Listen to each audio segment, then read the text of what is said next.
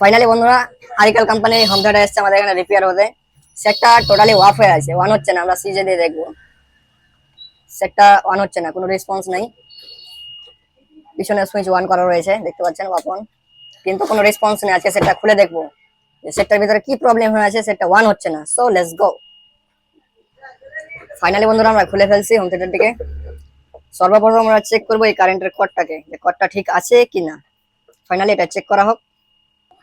Finally বন্ধুরা আমরা এই তারটি খুলে স্টার্ট করলাম চেক করার জন্য এসি কর্ডটা ঠিক আছে কিনা। এখানে লাইন দিচ্ছি, এই দেখুন এসি কর্ড ঠিক আছে, যার কারণ সিরিজ বল জ্বলে গেছে।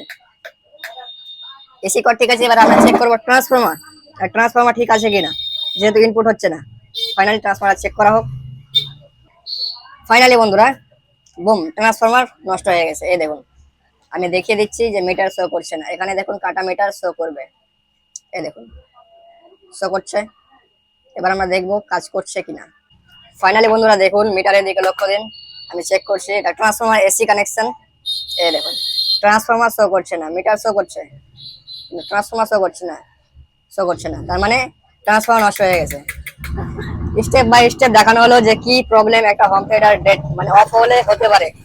সর্বপ্রথম এসি কর্ড চেক করা উচিত, এটা নষ্ট হলেও হয়। এটা ঠিক আছে হোম থিয়েটারে, দেখলাম ট্রান্সফরমার নষ্ট হয়ে গেছে। ফাইনালি রিয়াল পেলাম কি ট্রান্সফরমার নষ্ট।